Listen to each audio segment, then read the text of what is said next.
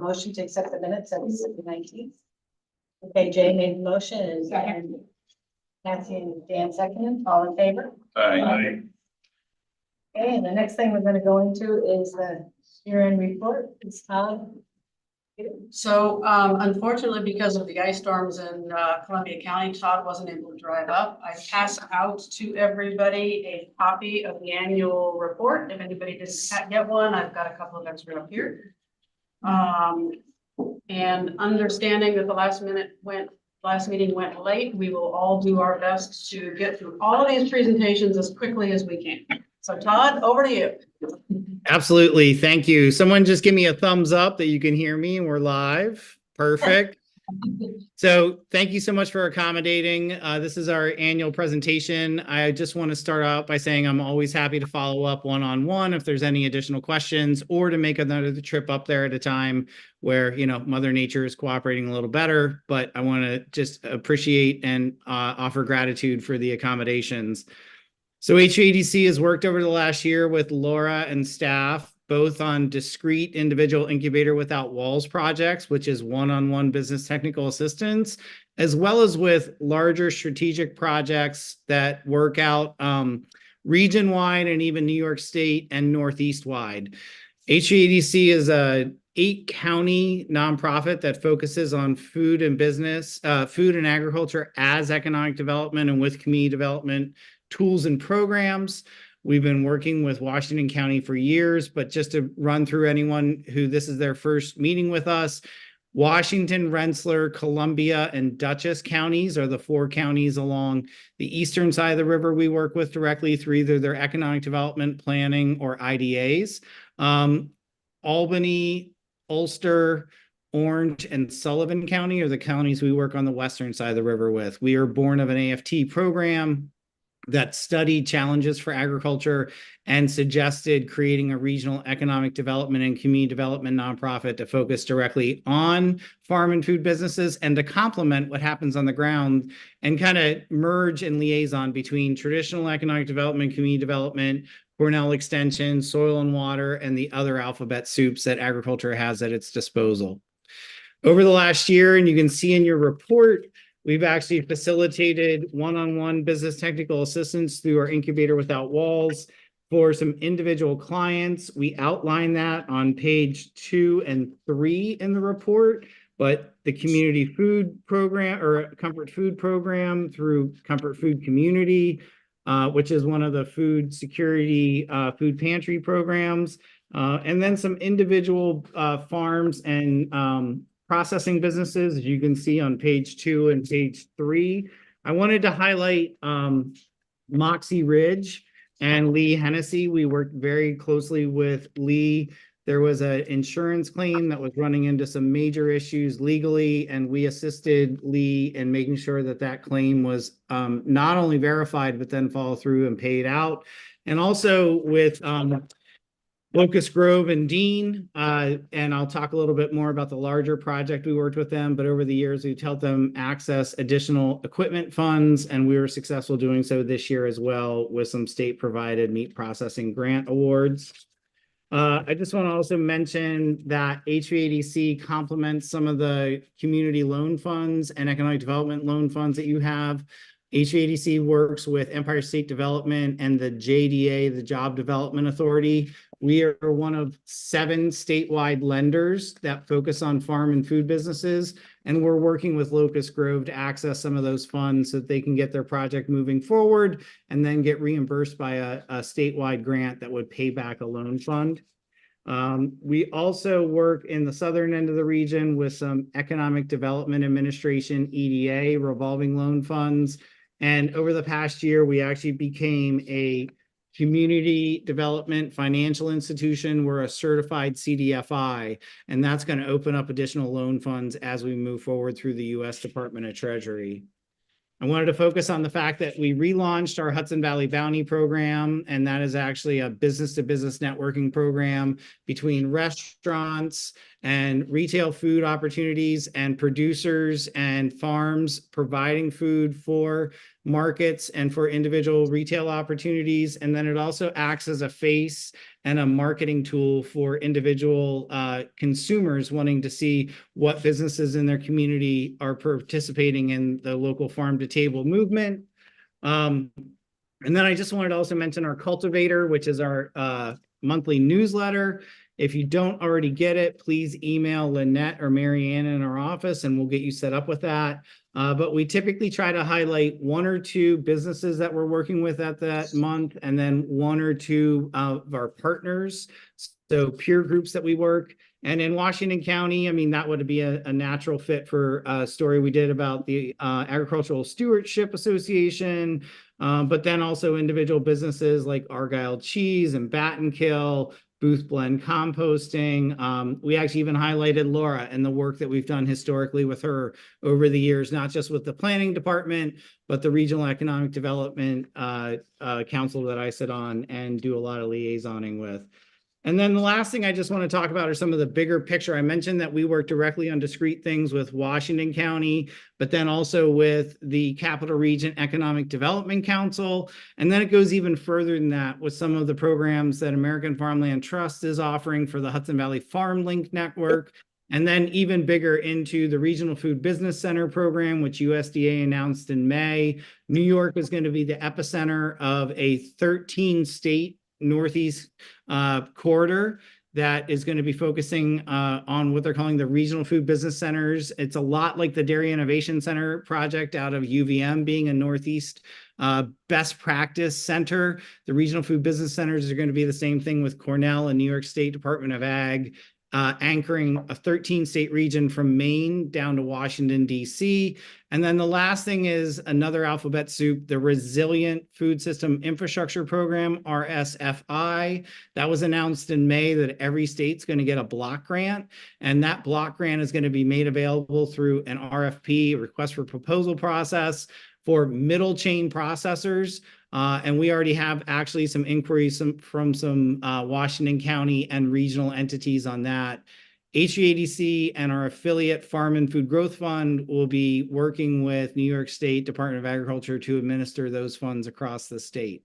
So with that, I'm going to take a breath, open it up for questions, but also acknowledge that I know you have a lot on your plate and you've already had a full agenda this morning. So I'm going to put you guys back in the driver's seat here. Questions for Paul? Or could you just make sure that all the supervisors get sent to Cultivator, whatever step. The newsletter? And the Absolutely. newsletter. Okay, thank you. Todd likes that. Thank you for speaking so fast, Todd. Thank you, Todd. Thank you very much. Any other questions for Todd? Thank you. Okay. All right, thanks, Todd. All right. so Thanks, next guys. up- Stay safe. Yep. So next up is tourism. We have our Black Dog team here. I'm going to start with, because we have a couple of the supervisors in the room, ask, starting with Jesse, everybody from the Black Dog team to introduce yourselves and who you are. And while we're doing that, I'm going to pass out, you already did this, right? Just a copy of the presentation, which Debbie is going to queue up, right? They do a video first. You want the video first? Just go right. Yeah, there is one more. Thank you. Cool. All right, so ready? I'll do like the introduction to everybody through the process. All right, cool. Who here is excited about any of the tourism work we're doing? Yeah. Who here did not get lunch? All right, that's the other of you. All right, cool. Let's see, first off, we're really excited to be here today to present the work we've been doing over 2023. My name is Jesse Tyree. I'm the owner at Black Dog, and I lead this team here of creatives, marketing consultants, and copywriters. We're going to take you a little bit through the results of 2023 and then move into 2024, but I'll just do a quick introduction to everybody who has met this evening. Mike Wood on the end is our sort of boots on the ground. He's interfacing with different businesses, meeting with them in person, really expressing what it is they can take advantage in regards to the marketing campaigns that we're doing, and really bringing all of that back to us. Chris Coughlin is the senior project manager on this account. He manages expectations, deadlines, results, campaign goals, and everything to that effect. These two ladies here, Hannah Nowak and Alexis Shippey, are the copywriting team for it. So they're in charge of the email marketing, the social content, and really the voice of the campaign. Any questions so far?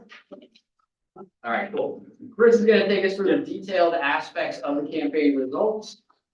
We're ready to go. Awesome. Yeah, so thank you all again. And just to start a big picture, this past year was really just continuing to see growth, which was great across a lot of the channels. Just continuing to work on building new assets, trails, experiences, photos, videos, we'll get into. And really just focusing and honing in on the strengths of the county through all digital and print channels, social, email, print collateral, events, everything really. So just sort of a quick overview of some of these initiatives. So continued efforts. So in 22 and 23, we really put more emphasis on capturing photo and video assets, primarily when we had a lot of the ARPA funding to do so. So over this past year, we wrapped up the trail videos for the antique, fiber, history, maple, and U-pick trails.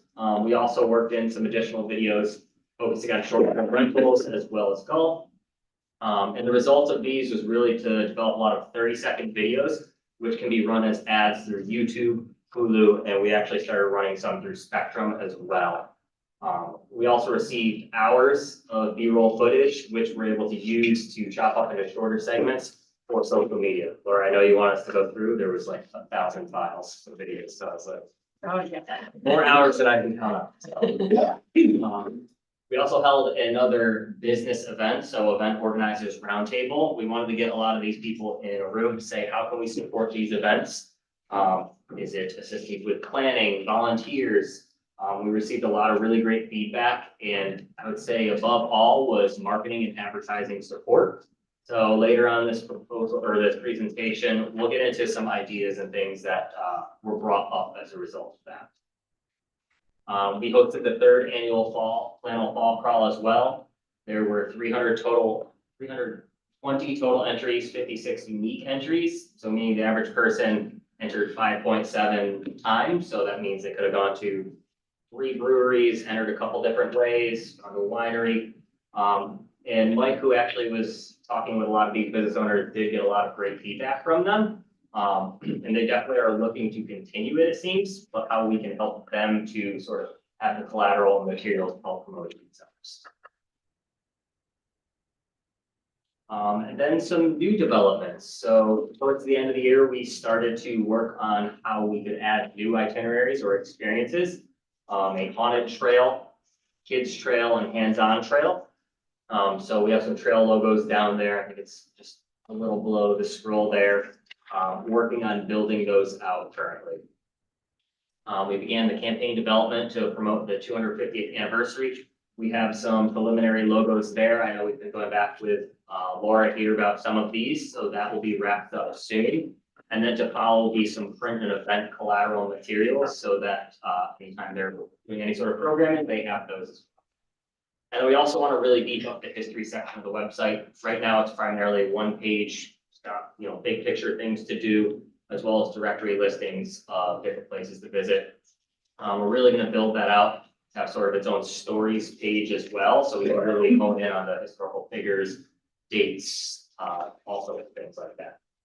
And then also we think it would probably be very beneficial to highlight some more history through video, potentially organizing another shoot there. And then one last bullet on that is Hannah is new to our team. We actually met her at the STR event we held last year for the Airbnb owners. Her aunt, right? Aunt has lived in the county for about 25 years with a horse farm. Hannah relocated here from another state and has been working inside the county. So hopefully you can see some of the funding is going back to a Washington County resident. Or 3, actually. And another major initiative was online enhancements. So we improved the website directory. It has been updated and now includes a trip planner functionality, additional searching and filtering options. Users can now add reviews. This was actually just launched the other day. we're going through now and call it updating some of the page designs, reviewing. So I would anticipate in the next couple of weeks that'll be fully wrapped up and all set and, you know, working much better than it has in the past. And then another thing we wanted to call out about the website is we increased organic website traffic. So this is non-paid traffic. So when somebody goes to Google and searches for an activity or thing to do, that the Washington County Tourism website is popping up. So we're not having to run or pay for any ads to have those people get to the site. In the last 2 years, we've really emphasized a lot of copywriting of blog articles to really get those people to the site. And on the following slides later on, you'll notice this had a really great long-term effect on the website, as well as year over year, how many people are finding us from Google, which again, we don't have to pay for an ad to get that person there. And then collateral requests, features, things of that nature. So we mailed out over 2,000 visitor guides to individual requests. A lot of those came either directly to the website or through the involvement with the New York State Funded History Trail, where users can actually go on and request those. We also distributed about 5,000 of them throughout the Lake George, Capitol, and Saratoga regions, as well as at Vermont Visitors Centers. And then we also gained 2,851 new email subscribers. And we're approaching 10,000, which is a great milestone. I think it's been kind of a goal, at least on our end, for the last few years to get towards that. And we did see that a lot of those email subscribers were also coming from the Haunted History Trail, as well as the giveaway that we did this past holiday season. I want to say the giveaway generated, you know, around 1,000 new email subscribers from it. And then the county also had businesses featured in 5 articles on the I Love New York website, which is great. Obviously, it's a platform that gets millions of visitors and hits. So things related to cider, skiing, winter hikes, another skiing related article, and winter weekend plans.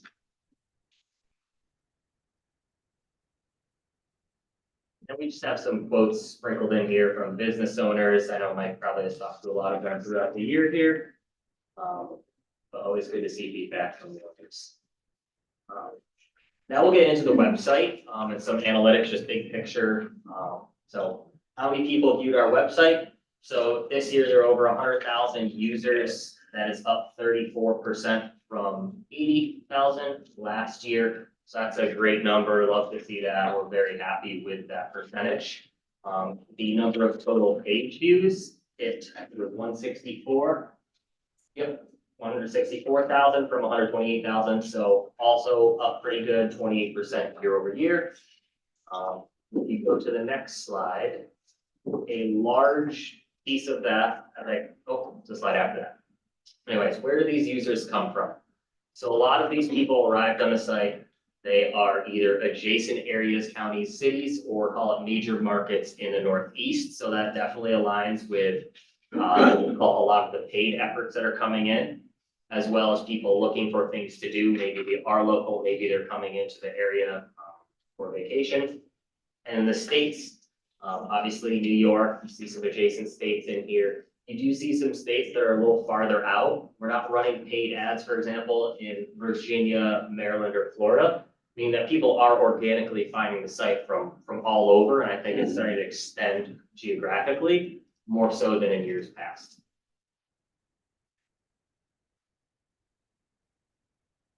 How did these people find us? So there's obviously a large emphasis on social media and keeping those channels up to date. A lot of people are on those daily. So 64% of website users found us through Facebook and Instagram. Almost 18% found us from just searching on Google. So things to do, best places to find cider, fall foliage hikes, things of that nature where they can find a specific page on the county website. 13% of users typed in the website directly or were sent right there to the WashingtonCounty.fun domain. About 2% came from email campaigns. Then almost another 2% found us because they were referred from another site. So that could be, a business is linked on the I Love New York articles that we mentioned. That user goes directly to that specific business on the Washington County Tourism site. And these other ones below one are YouTube and Hulu ads, YouTube page, Things that are more awareness and, typically if you're watching something on Hulu on your TV, you're not, just pausing the show and immediately pulling out your phone or your laptop, but it's great for awareness and getting the name out there. And then this was the point on the website that we really wanted to call out. So typically, we've been writing 2 blog articles per month for the past however many years, 4 or 5 years. In 22 and 23, we added a monthly article, so some related to things to do in certain towns, related to the trails and experiences that were developed also. So there are plenty more pages because of these efforts for people to find via searching on Google. And as a result, we saw over 50% growth in organic search traffic to the website. We were very happy to see this because we know that, we won't always have that additional funding or call it paid initiative. So focusing on organic traffic is great now because this will extend, into 24, 25, and so on.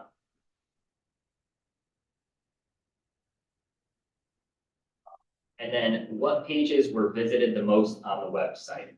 So these are a list of the top 20 pages. The thing I wanted to call out is that we scroll down, it's tiny bit, yes, 5 of the top 19 pages were trails and experience pages. So you can see the craft beverage trail page, antiques trail page, cheese trail, I believe, is on there if you scrolled up a little bit. So those new pages, those new developments are drawing a lot of people into the website. And then I think it was 7 of the top 14 pages were blog articles that are written. So that organic content that we're writing is one of the leading drivers of traffic to the website, where someone can then go explore the businesses that are linked, find events, other things to do in the county.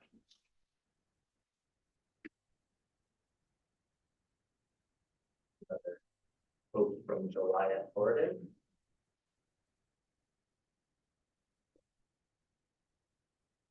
And then how many people are following our Facebook page? So the Facebook page saw less growth than the website. It's still continuing to trend upwards. A big point on this is we're not running ads to gain followers anymore. Very early on in the campaign, we wanted to run ads to gain followers so that more people would see our organic content. We're at the point now where we have quite a good base of followers, and we really want to start directing people to go to the website to learn more. So it's going up. It's not as robust as the website, but as long as it's steadily going up, we're able to get people to the site to new things to do. That is really our ultimate goal. And then you can just see a brief breakdown of the demographics. So primarily the 35 and up age group is where most of the followers are coming from, more heavily weighted to women than men. The age groups are really kind of typical of what we see for Facebook.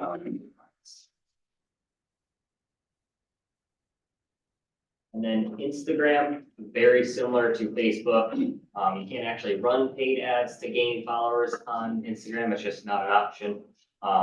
So again, very similar. We're trying to drive people to the site. It went up a little bit. We want to continue to see that go up. And the age groups just simply trend a little bit younger. If you look at it, it's probably like the 10-year gap, one up, so 25 to 64 is where the bulk of these followers are, more heavily weighted towards women than men as well. And then how many people subscribe to our email newsletters? So as I mentioned, we're up to 9,348 subscribers. A year ago, it was just over 8,000. I know that's not the exact 2,000, whatever it was, subscribers. There are many that over time unsubscribe. The emails aren't delivered. Email doesn't exist, so they get cleaned out. But again, up 16%. We've been seeing this steadily each year grow, which is great. The top performing campaigns. So the best email campaign that we sent out was about the fair coming up. Second best was holiday events. And third was hikes to catch the fall foliage. This aligns pretty much with what we've seen quite a bit over the last few years. Events being one of the bigger things that people are looking for and interacting with. And then we send out emails to obviously the consumers as well as business owners and decision makers. So we have those two audiences. The business owners audience is much smaller, very specific in terms of the content going out. So as you can see, there's quite a higher open and click-through rate on that. And that's sort of to be expected, that audience. Also, as these audiences grow, you know, it's nice to hold those rates because they could just be watered down by more people. And, you know, the downside is that, hey, less people are gonna open them, so open rates were up, which is great. Click-through rates were down slightly, but not a ton, so, you know, as long as we don't see a trend of that continuing, that's solid. And then how many people saw Washington County tourism videos? So there were paid and organic videos, so paid meaning ads that were run prior to someone watching another video on YouTube, and then organic YouTube videos, which is somebody going to the Washington County tourism page and just watching those on YouTube. So there are 1.7 million impressions. So that means that's how many times a Washington County video was shown to a person. 587,000 of those times, the person played the video all the way through those full 30 seconds. This added up to over 8,000 hours watched and 44 subscribers.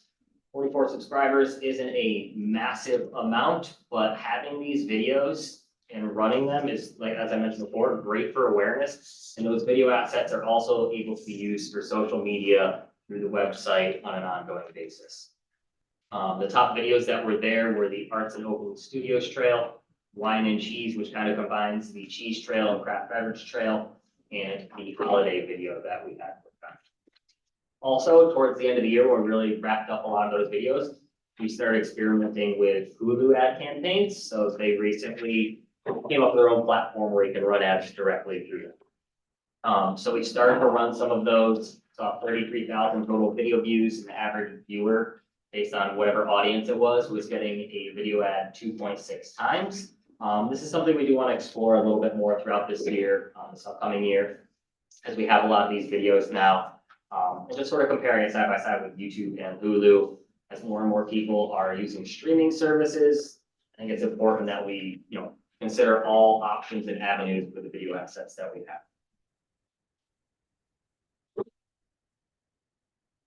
And then some of the key takeaways, just to recap some of the things over the past year. So obviously we emphasize website content through blogs and the trails to really build organic traffic. Over 50% increase, and after the top 14 pages were related to blog content. So moving forward in this presentation, you'll see some sections where we want to continue to do that while we can. County businesses are definitely looking for marketing and advertising assistance. So there's another section in here where there's some ideas. We want to continue to, you know, engage with these people, develop assets that are beneficial to them. We want to create a greater emphasis on short form video creation. So we've gained a lot of assets. We want to continue to gain some assets. We also want to use these to promote through social. It could be the kiosk at the fair where there's a video running all week long. Or pretty much everywhere we can, we want to use these new assets.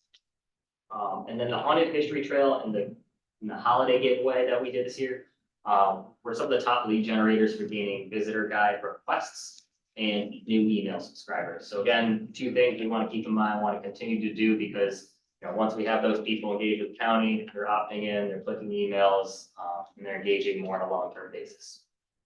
And then a lot of the craft beverage producers were very happy with Flannel Fall Crawl. I think one of the biggest things was how can, you know, we continue to get materials and support for this.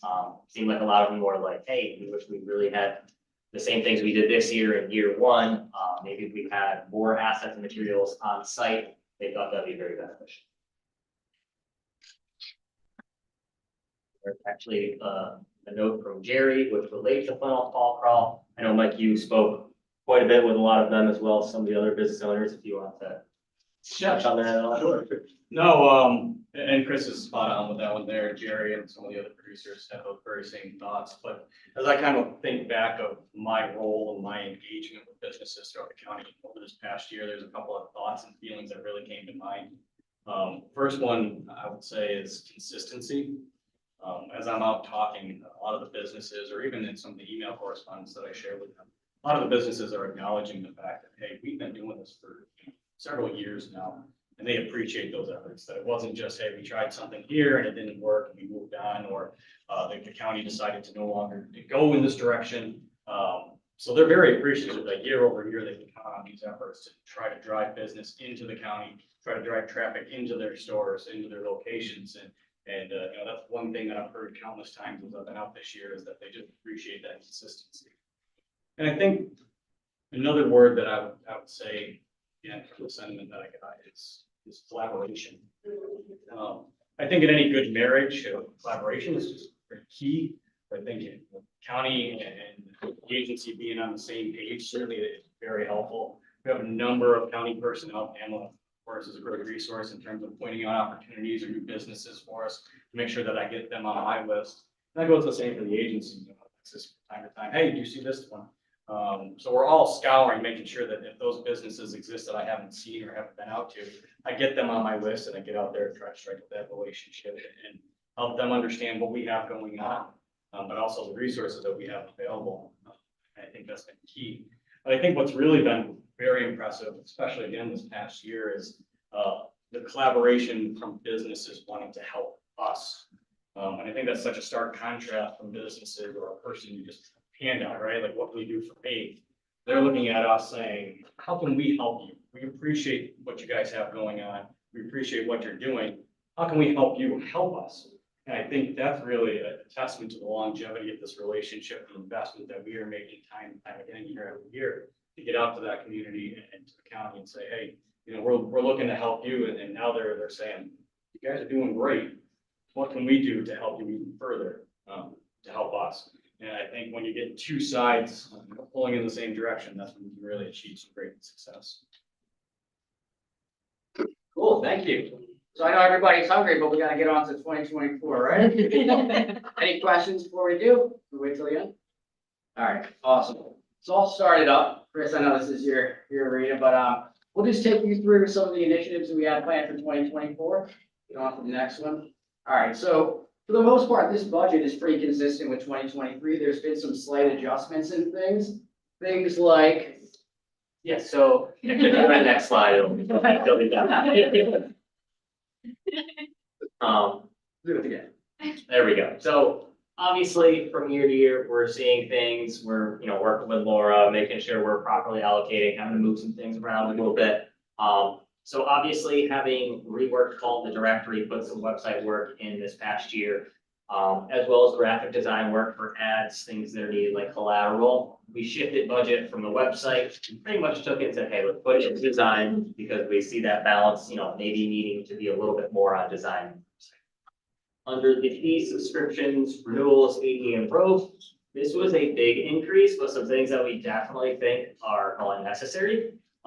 So with the website being updated and having originally been designed called 6-7 years ago, we want to make sure that we're taking advantage and integrating a new ADA compliance solution, something that's very important so the county is protected. Also the increase in email subscribers. We do anticipate it'll go over 10,000 this year. The monthly subscription for that plan will definitely jump. Road marketing, we're having to pay that annual amount out of this budget for now. And then also looking into a potential solution for any FOIL requests that come as a real result of social media content. So just making sure that, you know, if we can allocate money towards that decision. In social media, we increased the budget here because we want to account for some more time to actually go in and interact with businesses and accounts. So liking, sharing, following, that'll have an impact on those followers since we're not running paid ads to get new followers. Also show that we're out there trying to help a lot of these businesses, sharing people who are out and about. And then on the photo and video, placing less of a focus on call it formalized day shoots of video and more on the editing of a lot of the content that we have.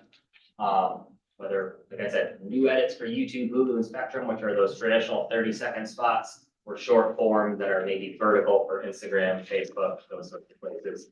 And then we do have some proposed initiatives that can go under the ARPA budget for capturing new assets as needed, which gets into that whole ARPA section on the page. So these are some initiatives, some of which are one-time pieces, some which are continuations, some which are completely new for how they could be implemented under an ARPA budget for 2024. So starting with the website SEO updating. So the site is getting updated. It's live. We have more work being done over the next couple of weeks. That'll be fully wrapped up. We want to go through and really make sure all the copy is performing best so that if somebody searches on Google, that they're finding the website just as well as before, if not better. A lot of the emphasis on call organic traffic, as mentioned in this presentation, was a lot of those new pieces like the blogs, the trails. We want to go through all the core pages and make sure those are up to standard. Website design updates, as that is called, wrapped up, putting emphasis on those as well. The county maps, I know we have quite a bit of them. We've kind of started with some design budget to lay these out. I think probably, Laura, after the fair, when people seem to take a lot of them, that's when we'll look to say, okay, wrap this up. End of the year, maybe we print more. I think that's usually a good time period because people take so much collateral right after the fair. We can say, okay, like here are the things that we're going to need towards the end of the year and into the next year. And then event support. Obviously, that's quite a big budget relative to the others. There's a slide after this that sort of breaks down how that will be used. And then focusing more on editorial or blog and video content. It's idea of the How It's Made series. So we have a lot of, call it, footage that's classified more as like B-roll, showing people going into the businesses. But we really wanted to maybe hone in on some of the business owners themselves and telling their unique story. So a little bit more of like sort of an interview style, them saying, hey, what they love about the county, their business, those sorts of things. So really storytelling of the unique businesses and people within the county to work that into that content. So there'd be blogs and videos included in that. And then developing some group and fam tour marketing assets. I think as we've seen, great success steadily over the years, we call it consumer efforts. We want to make sure that, hey, if someone is a group tour operator interested in the county or in the area, maybe want to come into the county, there's at least a landing page, some collateral, something for them to refer to. The same would go with the film industry assets and collateral. So showing people what resources are available, maybe other films that were shot in the county, what sort of assets and resources they have, typical locations that have been featured. Again, just some background for those people, so if they are looking, they can find something. New trail videos. So as mentioned, we have that kids trail, the haunted trail, the hands-on trail. So those would be more of those like formalized videos. This budget would also allow us to work in some additional ones, such as another history day and, a couple other video topics, let's call them future. Continuing the giveaway and contests, as that had great success in terms of getting email subscribers. Some additional media purchasing of print production. So that's primarily, we need to print more rat cards for the trails, visitor guides towards the end of the year, as well as running display and video ads. And then the last item here is we'd like to explore potentially bring on a PR and earned media partner. Someone that can constantly be pitching the county to other publications and outlets on behalf of the county, working with us to really get those, which are sort of like those non-paid ads, let's call them.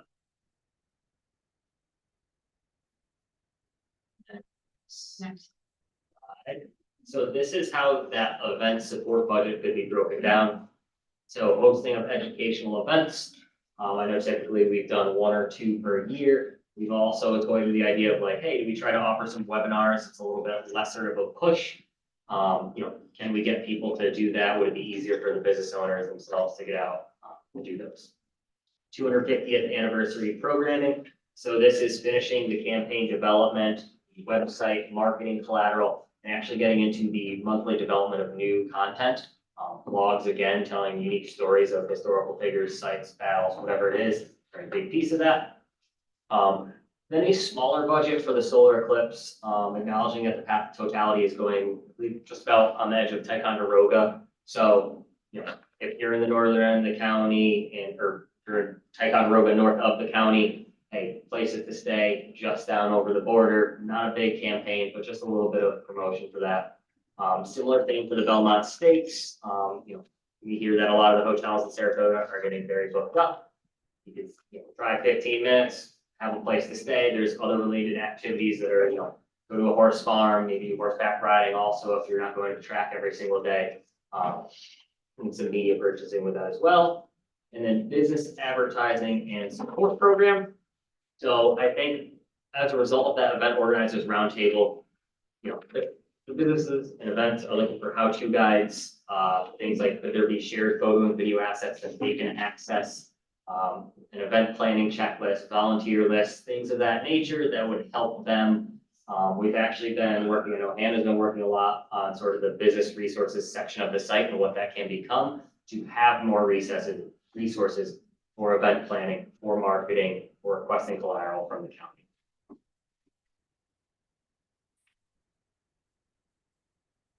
Lastly, we just broke down that media purchasing, print production, distribution, budget details. So printing of new collateral, as I mentioned, could be visitor guides, could be the trails, rec cards, as well as some budget for distribution. Probably anticipate that coming towards the end of the year when we're looking towards 2025. Do we want to re-up the distribution throughout the capital and Saratoga region and Vermont visitor centers? Additional budget for display advertising, so anything you see when you're on any news-related site, the sidebar of your email. And then also budget for running video ads through YouTube and Hulu.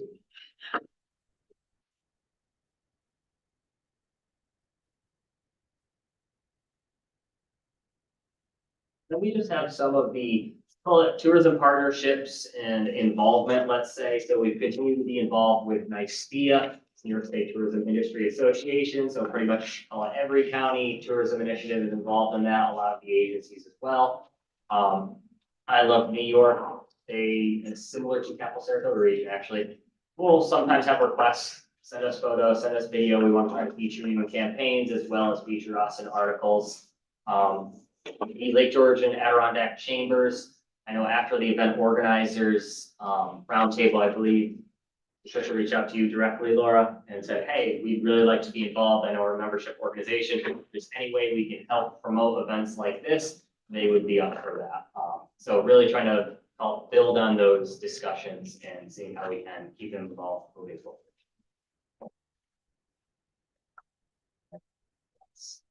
Yeah, Thank you very much.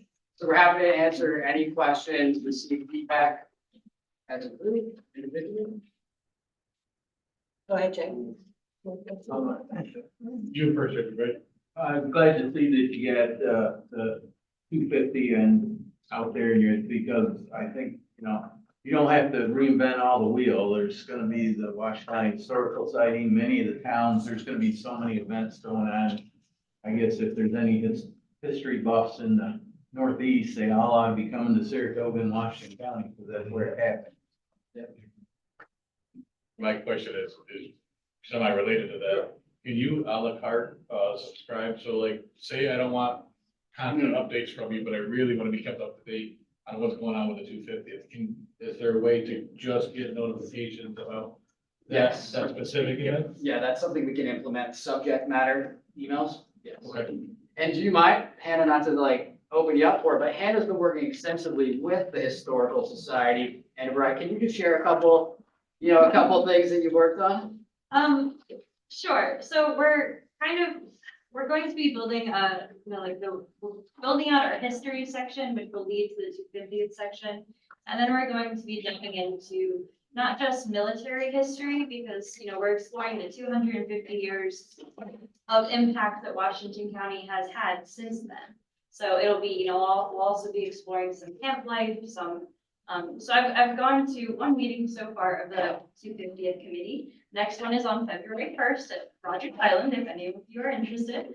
And there's a lot of really cool stuff coming up, very cool events that we have on our list to go do some filming. Because we'll have, there will be reenactors there and, people who are blacksmithing and, know things that happened here. So, a lot's happening, and we're going to be creating a page that kind of compiles it all on one calendar.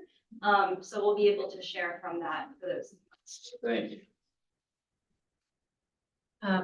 It's interesting. Salem did a Voices from the Grave, where I don't know if you've seen those YouTube videos of the witch, the Salem witch, and it's amazing how much the kids love those, and they're really cute codes.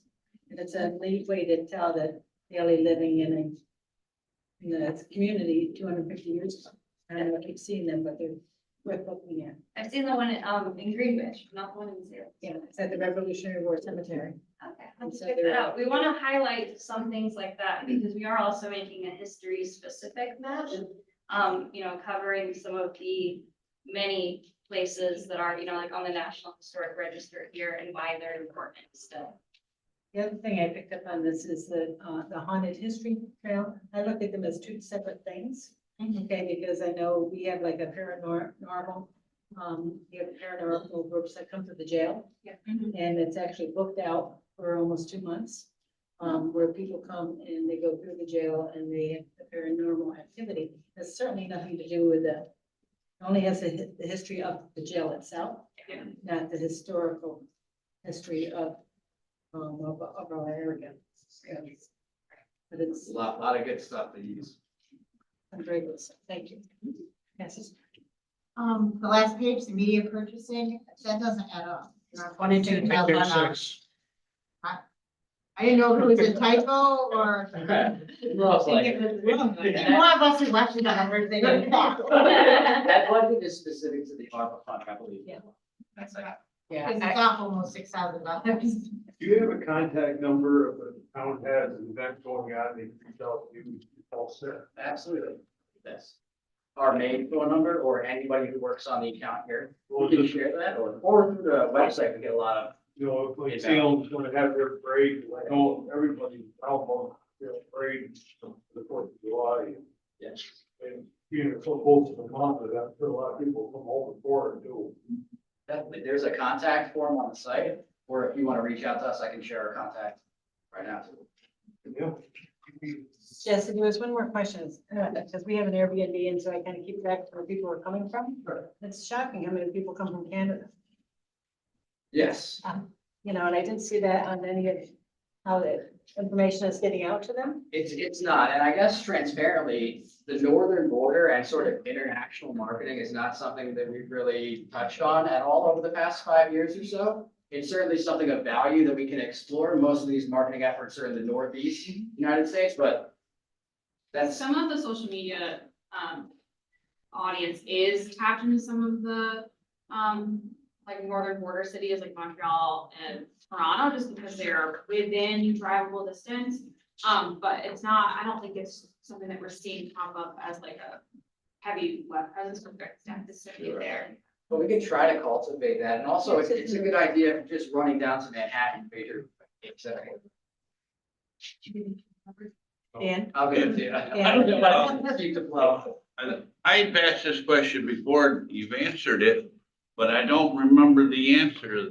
And it was, are we focusing enough on the visitor centers on the Northway, that you're talking about that kind of stuff? Like, and is there something more that could be done? But you said there was some restriction. the visitor centers on the Northway are run by I Love New York.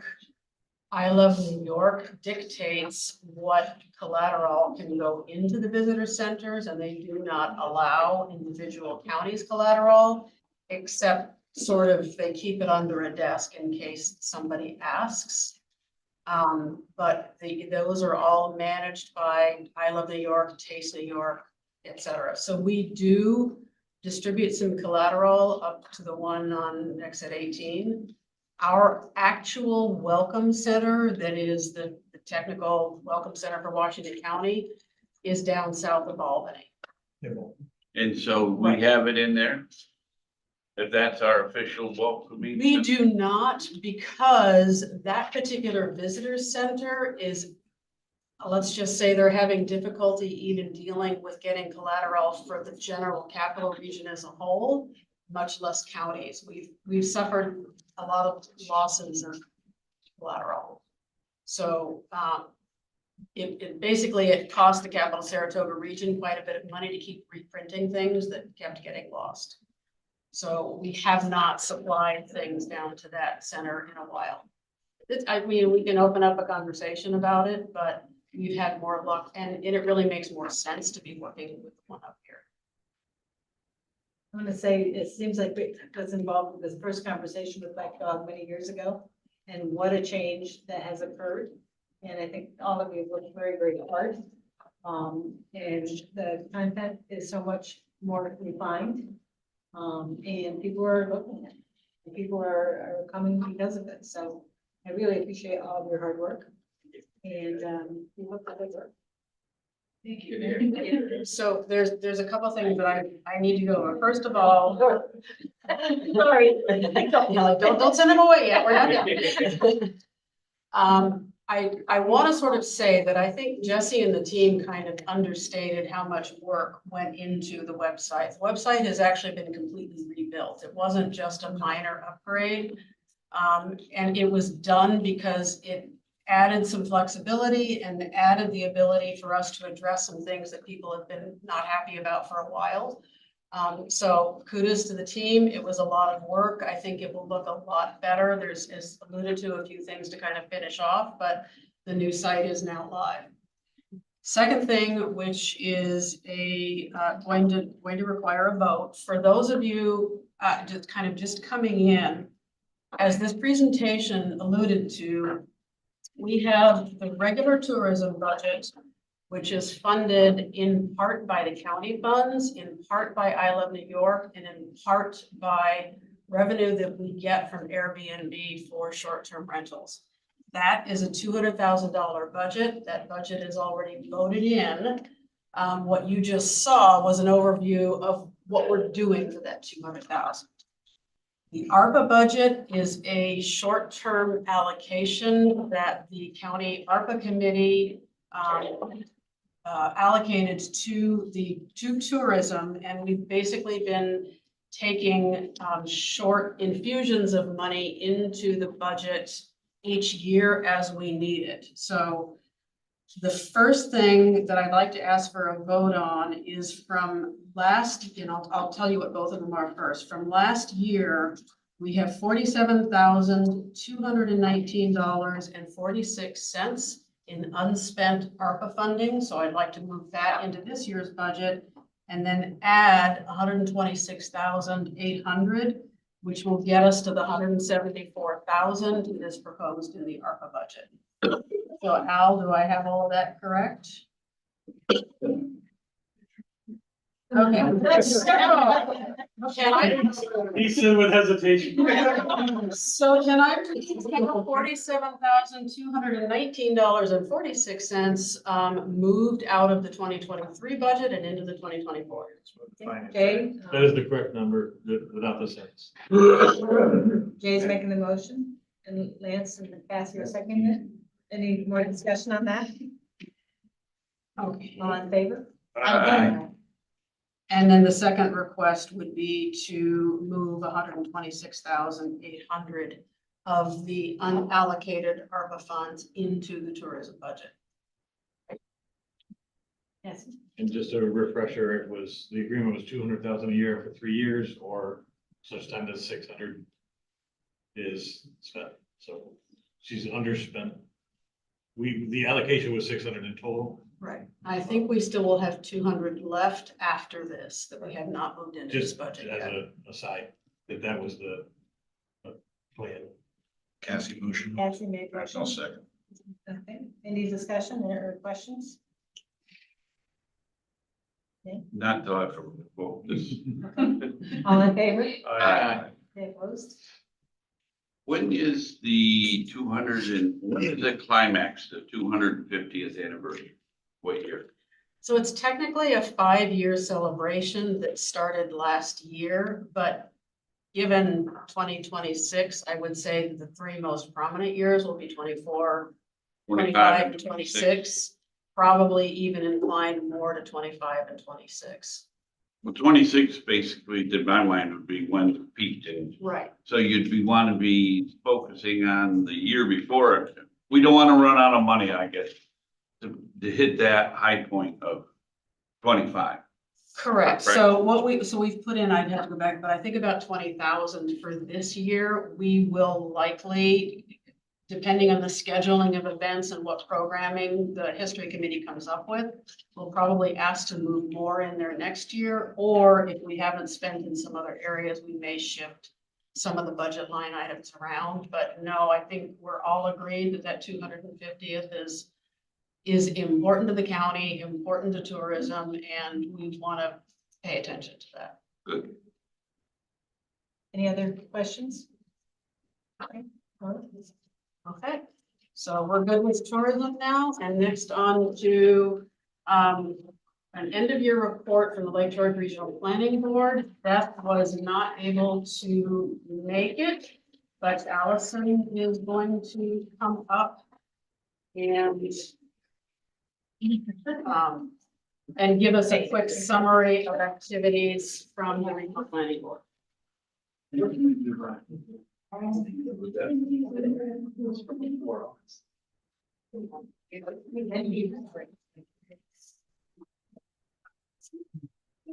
everybody have coffee?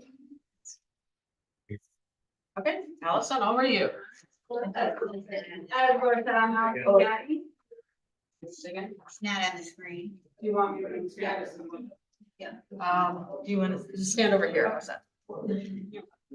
Now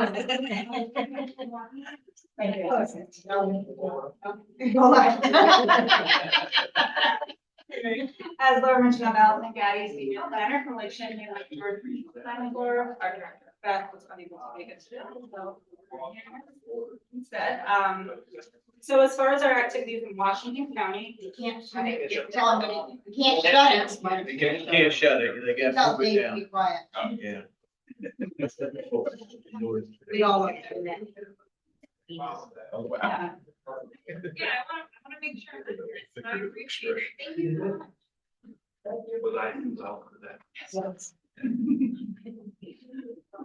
So in 2023, Regional Planning Board was very active, especially in Washington County. We submitted 20 grant applications on behalf of the county and its municipality, totaling about $20.5 million. So far, 10 have been awarded, totaling about $6.5 million, and they range anywhere from infrastructure improvements, community planning, business development, Main Street technical assistance. The two big ones emphasized are the Fort Edward, the Canal Side Park Energy Park, $4.7 million from West NY, and we had granted the North Hudson Falls storm sanitary separation, and that was about $1.5 million. Right now, we have a lot of current or active projects going on in Early County in all of our programming areas. For infrastructure, we have about 8 projects. The first 5 listed there, we have secured and managed with Hudson County. In community planning, we have finished in 2023, we completed the Town of Hebron Community Vision Strategy. That was funded by the Hudson River Valley Greenway. We are currently working with the Village of Argyle on a drinking water source protection plan, which is a program that we offer through our office. It's funded by the state, so it's free to any community with a public drinking water system. And it's something that the state really encourages. It does open up a lot of paths to funding for drinking water protection. On a larger scale, we just completed the Lake George Watershed Action Plan. Although that was a grant to the town of Queensbury, it doesn't include the watershed municipalities in Washington County. And having that is a part of the state grant, so that can open up some opportunities for grant getting as well for those municipalities in the Lake George watershed. And then we also worked with with AGFTC on a couple of transportation, alternative transportation planning programs in Fort Anne and Fort Edward. Beth is really working a lot on broadband and cell connectivity. The regional broadband deployment plan is underway. It's funded by NBRC, and Laura is on the committee for that. We're leading the state DSL challenge for 2024 and receiving an extra $220,000 from NBRC for that broadband planning efforts. And under housing initiatives in 2023, we completed our regional housing assessment called Building Balanced Communities for the North Country. And we're starting our implementation measures, which include Washington County communities. So anything we do from here on out, we will be considering and including Washington County in those implementation things. That plan did receive a National Impact Award from the National Association of Development Organizations. And we have recently been awarded $500,000 from Northern Borders Regional Commission to develop a revolving loan fund for workforce housing. That should start this year. We're still not quite sure on the details, but we know we'll be focusing on housing above businesses, so the second floors. And there'll be a restriction that it'll either be, it'll be long-term rentals. This will not be for short-term rentals. The regional planning board received a grant to do Safe Streets for All plan. So we're actually doing two. One will be Warren, Washington, and Northern Sarasota counties, so the areas that are within the HFTC and PO areas. And there'll also be one in North Country that's kind of acknowledging the differences in the areas and just sort of the size of the region in general. This is a pretty interesting exercise of identifying crash areas and evaluating them for infrastructure improvements and also some other sort of planning and public outreach to change even public attitudes, safety of driving and walking. And then finally, our small business assistance program is very robust in this last year. We have 10 small business loans in Washington County, holding a little over $1 million in loan capital. And we have launched a small business technical assistance program. This will connect interested small businesses with a consultant for anywhere or anything like business planning, budgeting, things like that. We have 5 businesses who are currently enrolled. We do not have any from Washington County. So if you are in touch with any small businesses or receiving any sort of technical assistance, please get in touch with us. Our Ian Danforth is the contact there, but any one of us can. So we've been pretty busy this year. The organization has expanded such that we can not only write grants, but also work with communities in implementing them. So we'll be doing some more community planning and working with you all in the future. Any questions? Any questions? I should know this answer, but that's. DEC's really taking their time announcing that one. This water quality, they cut another big loan, they were $3 grand for HF1A, which is sewer project over in Fall. Yeah. And impacting better schools. Okay, Yeah, it's the workforce housing for new housing or rehabbing old housing, and that, I mean, you talk about housing over businesses, but a lot of farms that have new farm housing for their labor. Yeah, that's a really good point. We don't have it completely worked out yet, so we could change it. I am pretty sure this is a multi-year program. I'm pretty sure for the first year, we're going to be focusing on that second floor because of the funding source. But there's no, from my perspective, I'll bring that up when they're working on it, because that's a very good point, and it's necessary. any other questions? I will put a plug in. We started having conferences. And it's something that everyone should consider attending because there's a lot of good information for grants and everything. It's called Lake Placid.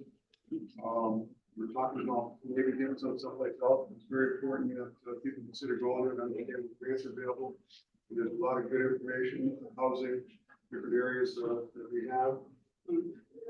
We have some of our federal grant representatives there as well. So we can use those to connect with them, talk about programs. Any other questions? Thank you. Thank you very much. Thanks, Alice.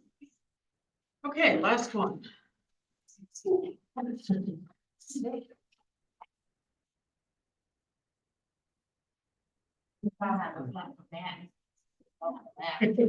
gonna need like a can approve 120,000 acres. Okay, the last one is just a brief summary of projects handled by the Washington County Planning Agency. So I want to start this off with a reminder that we have a requirement through state law to comply with GML 239, which is referrals from local town and village planning boards for a variety of reasons. Impact to the county in terms of roads, ag districts, et cetera. So those projects get referred into our office.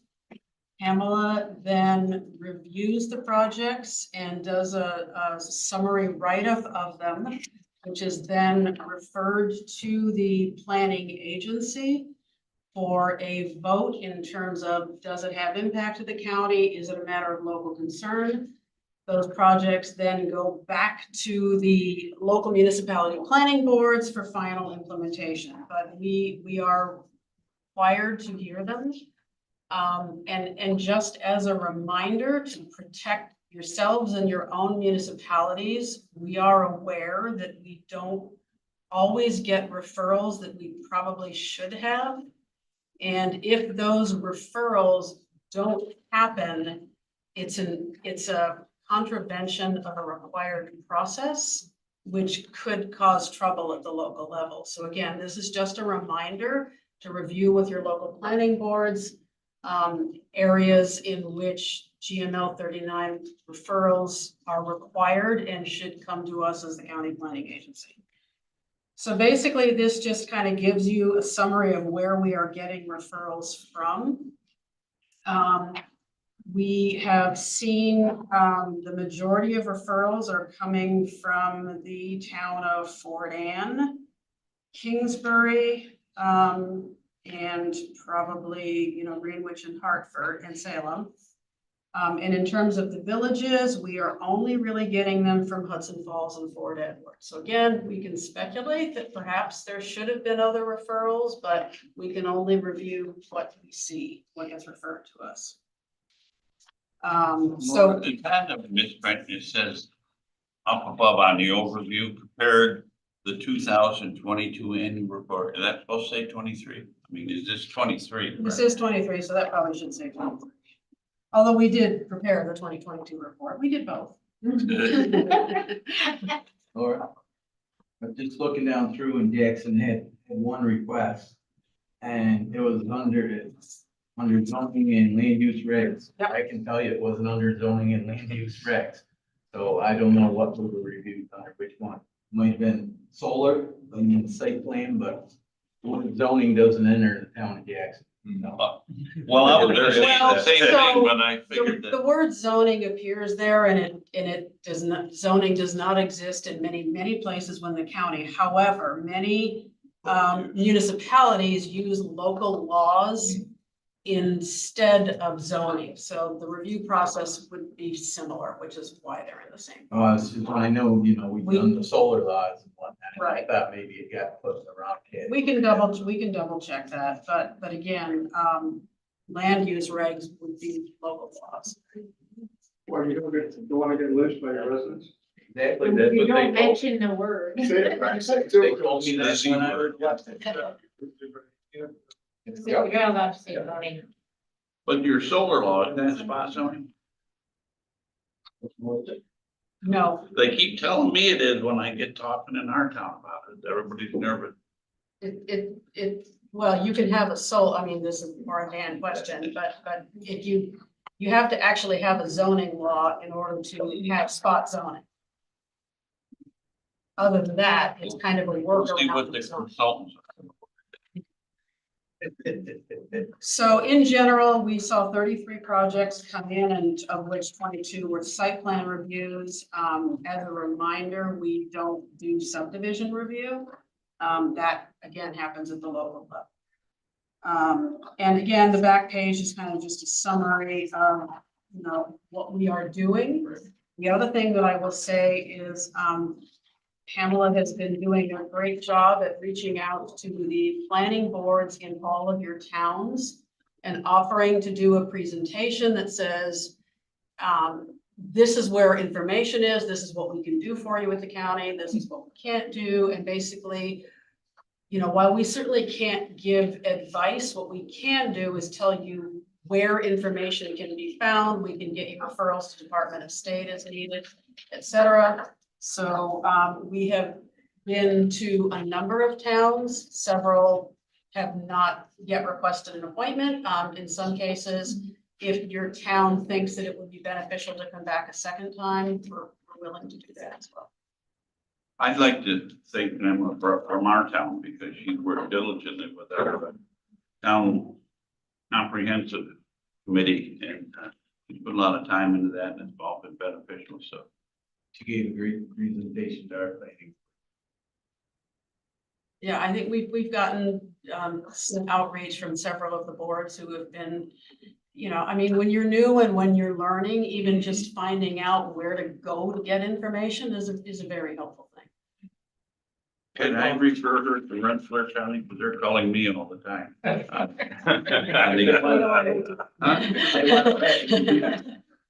Okay, so before everybody packs up, I do have a request. So as I mentioned, the way that the planning agency is comprised right now is it was created by the Board of Supervisors. We went from in previous years having a planning board to a planning agency that consists of the chair of the Ag Planning Committee. And as of right now, Allison Gaddy, who you just met, is a principal planner.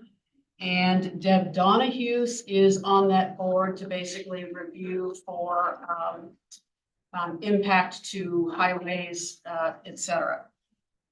We are requesting to replace Deb Donahue with Tim Hardy, who has volunteered. We look at all of these projects from both public safety and a highway viewpoint. What we're going to do is instead of having Deb be a voting member of the committee, she will be referred any plans that we think need her review. She will have the opportunity to comment on them before the project is written up. And then now Tim will have the opportunity to review them as a voting member of the planning agency. So we need the board to make that appointment. By resolution, Deb's on by resolution. Right, that's what I mean, is As superintendent of public works. Right. That So, position. so we need to replace the position She's superintendent. not there by her, it's a position that's in the resolution. Okay, so then we would need the resolution to change the position from superintendent of public works to public safety director Deputy. or deputy director. Okay. Right. So you need a resolution for that, so moved. Second, Darcy and me, any discussion? Yeah, I'm concerned, one reason that the county, if a project is occurring on a county highway, that trips mechanism for that to come before the planning agency. Correct. And now you're taking the person that is responsible for issuing a driveway permit off from it. So I'm concerned why you would even, I could see if you want to add a person, but I can't see taking Deb Donahue off from it because she got to approve it. She will still have the opportunity to approve it, but she has requested a change. Okay, but for what reason, I guess I need to know that. Isn't there also state highways and other things besides just the road that are reviewed there? And there's a greater public safety overview. Oh, yeah, I'm not saying, I'm not supposed to have Tim on it, but I'm just saying that if it's on for my town, the only reason I'd ever come before this is, I'm on here for one, and it was because of the moratorium. And so that had to be approved. And secondly, is if a project is on a county highway. With an agree with another town. Of course, it's also on a state highway too. And potentially it could go into utilities, couldn't it? There are a number of things that have to be reviewed. The fact that county highways is only one of the many things to look at. So I think the reason the board was made small in the first place was because we wanted the ability to move quickly and get results back to the town, so the town planning boards could move. So the board was originally set up to be very small to enable us to call meetings that we would basically be able to get sufficient attendance at to get a vote in a very short time period. So again, the highway department will still have the opportunity to review, as has public safety in the past. We're just switching numbers. But following up on my thought, just so, and I could be looking at this wrong. Let's say the planning agency approves it. to be sent to the superintendent of public works and she denies it. So what did that do? It would go to her before it went to planning agency. She would review, and this is what we do right now, document any referral that comes in as Pamela reviews it. If she sees any particular impact or information that might be valuable to any county department, they go out before the report is written and then distributed. So the opportunity to review happens before the planning agency votes. So, well, there's an important part, this is not taking away from any power that she has. on the- Correct. That's still her authority. It's not taking any Planning board just department, reviewing it. Pardon? it's not taking any department out of the review chain. No, because she has to approve driveways. Right. No one else can approve driveways. Right. No one else can approve anything to do with the highways in Washington County except for her. And state highway. I said county, Right, that's where we not the have. state highway. Then you gotta go to the state, which is even done this. Because we all sat there around the table and thought that that Cumberland Farms agreement was the dumbest thing in the world. But the state said it was okay, so it's not forward like that. Now we back traffic up through the red light while somebody's waiting to make it. And I think Jay and I both, we've both been on that committee, both been on DPW, both been on this. And I don't think it'd be a problem to do this. I mean, we set on. And I know every time Grambles had a concern, we've reached out to Pam and waiting for lead agency who's gonna, if they're gonna take charge of county, always just approves it and sends it right back to us. And I know from Gramble, we've never had a problem with how the county does the business. They're very efficient, very fast, and they give the power right back to the municipality. As long as Deb has an opportunity to review anything with the county roads, I guess I don't have a problem. So. So there is no requirement. Anybody can be on this. You form the committee, when you pass the resolution, you form the committee, as you decide to form it, you can change it in any way, shape, or form as you so desire. So it's kind of like whoever, right now, it's whoever sits in the position of ag chair, whoever sits in the position of DPW highway superintendent, planning department, and then County attorney. county attorney. Who else? No, I'm not a member. There's only three There's members. only 3 voting members. Only There 3 was- voting, but you have to sit in on. We do. Yeah, I was gonna Yeah, say, you yeah. used to sit on. I was way back when it started. Well, and just a reminder, the reason that this was done was that several years ago, we had a volunteer planning board.